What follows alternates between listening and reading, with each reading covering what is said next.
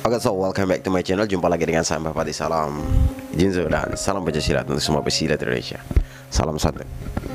Baik, terima kasih untuk saudara-saudara, dulur-dulur, mau nalisir hutu, teman-teman dimanapun berada. Semoga semuanya dalam keadaan sehat walafiat. Amin. Baik, sesuai dengan judul video dan thumbnail yang sudah saudara-saudara lihat. Nah, hari ini kita akan membahas tentang para tingkat 2 terbaru di akhir tahun. Ya, ini kan sudah masuk bulan 11 ya. Sudah mau masuk bulan 11, jadi sudah mau akhir tahun. Ya, sudah akhir tahun lah ya. Nah, kemarin itu saya pantau dari channel-channel di KSP Sakti, terutama ada channel dari Pasker Sakira Madura dan juga channelnya juga Mas Anto Trek ya. Dan itu di sana saya lihat tentang ada postingan tentang tingkat 2 ya, tingkat 2 ada Sri Kandi ya, ada cewek yang tingkat 2 sabuk merah dan juga anak kecil yang juga sudah tingkat 2, dimana setelah ditelusuri bahwa mereka ini pendekar gadungan yang berani buka latihan, yang berani buka tempat latihan. Bahkan yang anak kecil ini ya sudah tingkat 2 dan dia sudah punya ranting dari klarifikasinya. Nah, yang saya mau bahas di sini adalah tanggapan kita sebagai warga IKS Speaker Sakti itu seperti apa. Yang pertama kita ambil sisi baiknya dulu ya. Sisi baiknya adalah dia walaupun dengan status yang sebenarnya itu sangat berbahaya untuk dia sendiri ya, tapi dia atau mereka berdua ini berani ambil resiko ya, berani ambil resiko untuk membuat ranting ya, membuat sub ranting tempat latihan ya. Jadi apa kabar kita warga yang tidak masuk ranting dan jarang masuk ranting seperti itu. Jadi ini menjadi apa ya, sedikit ya colek untuk kita warga-warga yang memang sudah jadi pelatih, sudah disahkan menjadi warga IKS Speaker Sakti, tapi tidak punya waktu untuk berkunjung ke ranting ya. Walaupun kita tidak punya ranting ya, tempat latihan, minimal kita bisa berkunjung ke ranting-ranting yang sudah ada. Seperti di cabang itu kan pasti ada beberapa ranting. Ayolah, punya waktu sedikit untuk kita berkunjung di sana. Nah, yang kedua adalah mereka juga dari hasil klarifikasinya mereka ingin belajar ke IKS Speaker Sakti sampai selesai, sampai menjadi warga IKS Speaker Sakti seperti itu, baik yang si cewek maupun yang si cowok yang anak kecil ini ya. Pokoknya kita dukung ya, dukung supaya menjadi warga IKS Speaker Sakti yang baik dan membantu saudara-saudara yang lain untuk mengembangkan IKS Speaker Sakti lagi lebih jaya lagi seperti itu. Tapi yang sisi yang tidak baiknya itu adalah seharusnya kalian tidak melalui jalur instan ya, atau langsung menjadi seorang pendekar atau pelatih, karena itu prosesnya itu lumayan keras ya. Jadi untuk saudara-saudara nanti ada setelah jadi siswa nanti baru tahu di mana prosesnya di dalam tempat latihan itu seperti apa. Nanti kalian akan diajar di sana. Semoga untuk pelatih-pelatih yang punya tanggung jawab untuk mendidik mereka berdua ini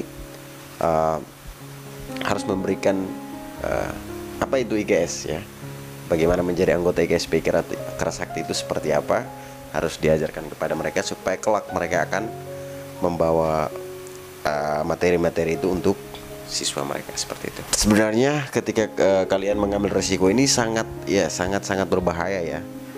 Untungnya ada saudara-saudara yang memang tidak melalui apa ya namanya jalur-jalur kekerasan lah ya, karena memang untuk apa juga kan kita misalkan kita dengan jalur kekerasan main hakim sendiri, itu juga kan nanti kita lagi yang kena ya, kita berurusan lagi dengan aparat. Mendingan kita klarifikasi itu adalah, tapi ini bukan berarti menjadi contoh untuk yang lain bahwa oh kita tinggal buat gadungan-gadungan gini aja nanti kita bisa klarifikasi terus masalahnya selesai. Jangan, karena tidak setiap daerah itu sama perlakukan warga gadungan itu seperti apa. Karena kalau kita di timur itu kayaknya agak berat ya. Kalau di Pulau Timur itu agak berat jika kalian ikut hal-hal seperti ini. Bahaya itu ya. Itu bahaya sekali.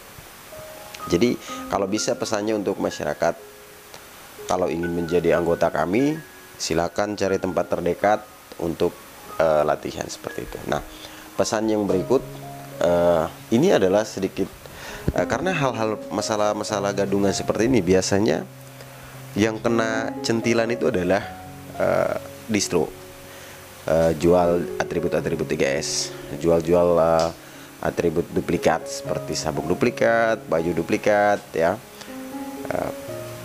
Itu adalah sedikit centilan supaya lebih berhati-hati lagi dalam mengirim pesanan ya, belanjaan.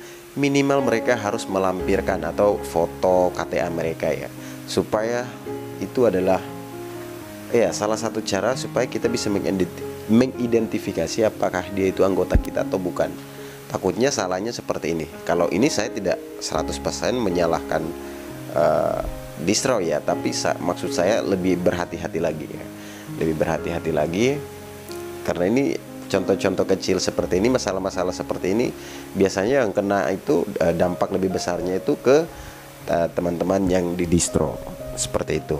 Nah, untuk masyarakat atau anggota-anggota, calon-calon anggota GS Speaker Sakti, misalnya di tempat latihan kalian nih, di kampung kalian ada yang buka baru, misalnya buka tempat latihan baru, misalnya dia dari IKSP Ikra Sakti khususnya, atau di pencak silat yang lain, tolong saudara-saudara masyarakat setempat sama-sama cari tahu latar belakangnya itu bagaimana orangnya, apakah dia betul-betul pernah belajar ilmu, terus mungkin dari kampung itu dia belajarnya ke kampung sebelah, apakah dia tuh betul-betul ada latar belakang pencak silat atau tidak. Jangan seperti ini, yang dua orang ini yang tiba-tiba sudah ikat sabuk terus buka tempat latihan karena mungkin dulu mereka sempat latihan terus, atau juga ada yang sekarang kan bisa lihat belajarnya juga dari YouTube mungkin, atau mereka nonton saja pun mereka bisa memahami gerakannya.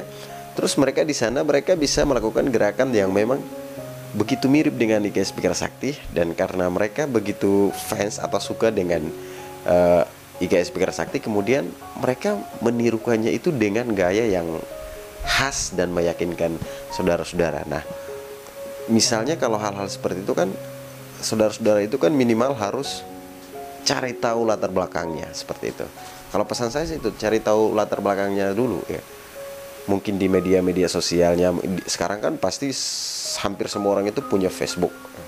99% lah ya. Itu pasti punya Facebook. Mungkin bisa diikuti ya, di medianya itu seperti apa, mungkin Instagramnya bisa ikuti. Jadi boleh daftar dulu, tapi sambil itu atau minta dulu KTA-nya, kakak minta maaf, kakak angkatan berapa, KTA-nya apa. Jangan takut, karena itu kita mintanya itu dengan alasan bahwa kita betul-betul tahu bahwa kakak ini pelatih atau sertifikat mungkin ya.